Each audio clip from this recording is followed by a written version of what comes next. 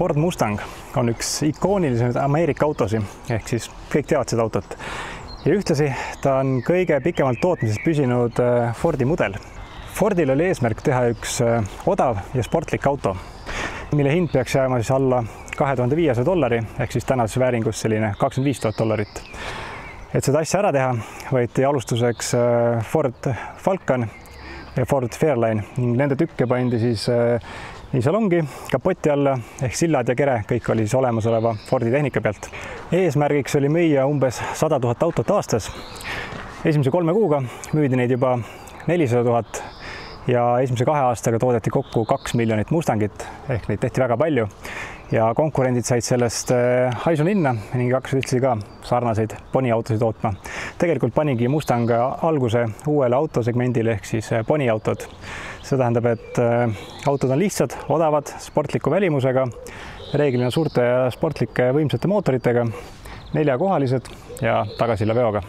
Mustang läks siis lõpuks tootmisse aastal 1964 ja üsna tihti tehti see igast erinevaid täiendusi. Reeglina auto kasvas pisut mõõtmetelt ja mootorid said kogu aeg järjest võimsamad.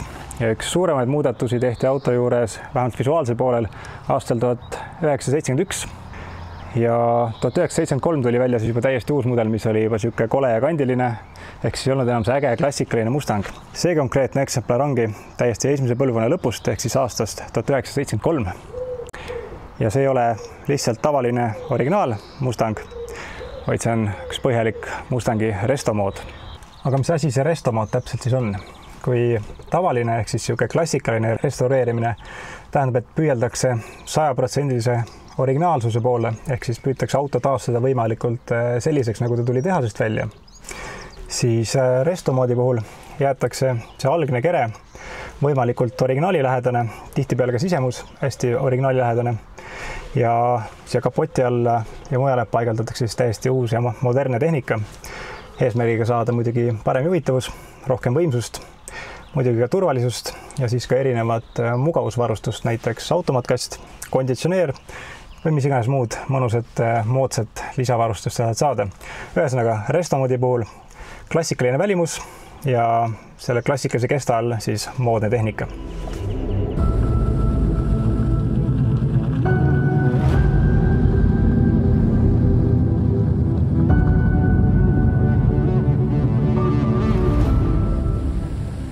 No tere Kaili, esiteks väga äge auto, aga minu küsimus on, et kuidas jõudsid selleni, et sul oleks ühte restomoodi vaja järsku?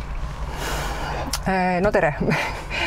Selleni ma jõudsin ikkagi läbi päris pika tee igasuguste erinevate projektide.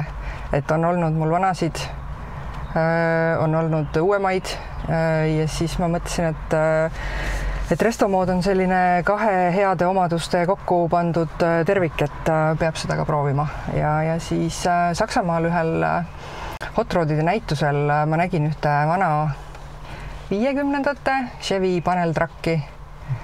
Ja siis, kui ma seda Saksamaa kiirteedel nägin 150-ga sõitmas, siis ma mõtlesin, et okei, et see on midagi huvitavamat, et see ei ole niisama tavaline vana auto, et see on nagu põnevam natuke ja siis siis väljed ja pidurid ja natukene niimoodi alla vaadates reetis, et seal on natukene selline midagi peidus muud ja siis ma mõtlesin, et ma tahan ka.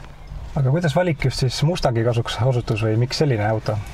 See juhtus tegelikult 2014 aastal täiesti juhuslikult, kuigi mulle väga ammu juba meeldis see fastback kere just, aga Eestis ei olnud mitte ühtegi sellist. Ja kui see Saksamaale oksjonile tuli, siis ma niimoodi 3 päeva jooksul pidin kiire otsuse tegema, et ma väga tahtsin seda, leidsin raha ja tõin ta Saksamaalt siis ära.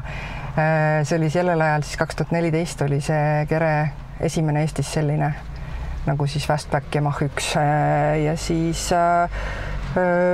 Mustangite vastu üldiselt mul tegelikult väga suurt nagu sellist huvi varem ei ole üldse olnud, aga lihtsalt see kere nagu mul hakkas meeldima, sest ta on vist kõige suurem mõõtudelt, peaks olema siiamaani kõige suurem Mustang ja lihtsalt see fastbacki kere kuju on nii maagiline, et sellist teist ei ole.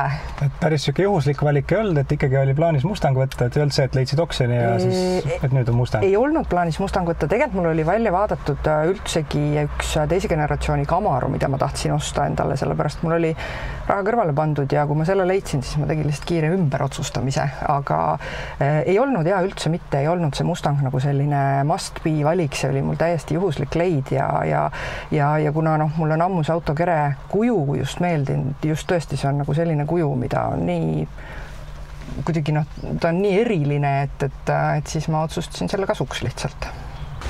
Nii, aga välimuselt on see auto üsnagi siuke originaalilähedane ja interjöör on ka üsnagi sarnane, nagu ta tehasest tulles oli. Mis tehnikas ja vahele läks siis? Tegelikult ei ole ta ka välimuselt enam päris sarnane, sest kõik keredetailid on üle käidud, et natukene on auke kinni keevitatud ja vähekene seda clean looki poole mindud, et siin olid väga-väga suured suunatuled ja gabariidituled ja asjad, kõik on ära kaotatud, kõik listud on ära kaotatud, et välimuselt lihtsalt natukene sellist veidi oma kätt. Sisu on enam-vähem küll vana, rool on uus, see on uus, siis kui nüüd siit alustada, siis terve see rooli sammas ja rooli võim on uus, doonorauto pealt tuli. Ja doonorautoks oli? 2011 Mustang GT 5-liitrine. Ja siis selle ma ostsin avariilisena, tal oli ilmselt teed välja sõitnud puusse, puukuju oli esitiivas, veel ka puukoor oli esitiivas. Aga siis võtsime sealt põhimõtteliselt radiaatorist alates radikas, mootor, käigukast, kardaan, esisild, tagasild, bensiinipump, juhtmestik, aju, roolisammas, pedaalid. Ehk siis originaaltehnikast ei jäänud siia praktiliselt mitte midagi? Siia nagu ühtegi liikuvat vana osa ei jäänud, et kõik, mis on nagu mehaaniliselt liigub, on uue asjad, aga just värskelt sain uued kellad külge, mis on siis tegelikult nüüd hübriid nagu tellitud Dakota Digitalsi kellad, mis käivadki uue mootori juhtmestikuga, aga vanasse korpusesse, et nad on siis mul kilomeeter tunnis näidikutega ja täpselt nagu vanadesse istuvad, nagu välimus on nagu vana, aga tegelikult nad on uued, mis siis käivad nagu siis selle aju ja OBD pistikust alt ühendatud ja siukene, tegelikult on nad moodsad, aga näevad välja väga vanad. Aga ütleme nii, et kui see interjöör tegelikult on ikkagi suhteliselt originaalilähedane, siis keskkonsool ju see ei ole tegelikult see, mis siin autos algselt sees oli. Siin ei olnud üldse keskkonsooli, see auto on niimoodi tulnud, et nendel ei olnudki kunagi üldse keskkonsooli, see oli tellitav jupp, sa said tellida juurde selle aftermarket jupina, aga siis kuna minul muutus käigukangi asukoht, varem oli see käigukang siin ees selline päris kaugel ja muidugi käigukangi tunnel oli ju ka, see oli palju madalam tegelikult, et siis ma pidin siia tegema ise selle täitsa nullist. Papist. Ainuke selline, kellegi teisel ei ole? Ja, see on täiesti üks ainus tükk ja enda järgi tehtud, et ta oleks minu jaoks mugav, minu käemõõtude ja kõrguste ja kohvitopsidega sobiv. Kui nüüd rääkida võimsusest, siis algselt ju tegelik mootor oli üsna kilovattide pärast lahja.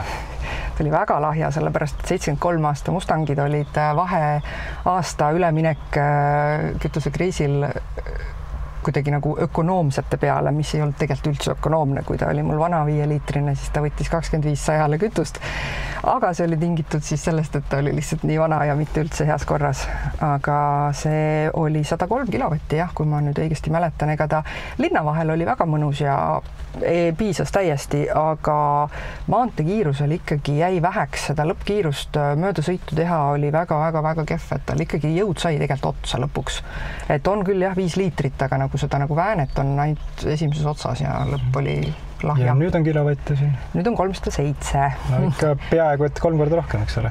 Jaa. Seda on tundu tõenäoliselt. Ei kurda. See on niimoodi, et 307 kilovati kohta, see on umbes 420 hobujõudu, on kütusekulu mul nüüd, kõik küsivad alati kütusekulu, see on päriselt umbes 11,5 sajale, mis on niimoodi, et see on uskumatult hea, et selle mootorivahetusega ma sain nii palju soodsamalt sellega sõita, et sisuliselt on see ära tasunud igast. Elu on poole ökonoomsem, soodsam. Üldiselt selliste autode puhul on see lugu ju, et nad ei saa kunagi valmis või sinu auto on valmis? Päris lõpuni valmis? Päris lõpuni valmis ikka ei ole ja siin on alati midagi teha. Tegelikult on ju niimoodi, et kõik on ju enda käe järgi tehtud, eks ju, ja täpselt kui sa otsustad ümber, et ma nüüd tahan seda teha teistmoodi, siis võtad kätte ja teed. päris valmis jah, ei saa ikka vist öelda, et ta oleks, et mõned väiksed detailid, mida ma ise veel tean, mis on veel puudu, mingisugused esitulekopsikud ja mõned listud siit. Ja väljakapsid märkas, et on puudu. Väljakapslit ikka veel 4 aastat sõidan nii, et ei ole neid pannud ja väiksed nipet-näpet asjad jah, on veel teha. Mingid suuremaid muudatusi nagu plaanis rohkem ei ole? No siin struttbaar tuleb nüüd järgmine nädal veel keevitada lasta ja siuksed väiksed täiendused, aga üldiselt sõitmise jaoks, sõitmist need ei sega nende väikeste detailide puudumised, sest et sõidukorras on ta mul jah, juba vist 4. suvi nüüd läheb, et ilusti argis dokumendid kõik korda aetud, täiesti legaalne, ülevaatuselt läheb sirge seljaga läbi, kõik on sõitmise jaoks on ta nagu küll korras. Ei, super on näha siuksed tõesti ägedad ehitusi ja kui on ikka asja põhjalikult ette võetud, nii et suur aitäh sulle, Kaili, et meil on ägedat autot näitasid. Aga palun. Ja mina lähen pärast proovin, kuidas selle autoga sõita on.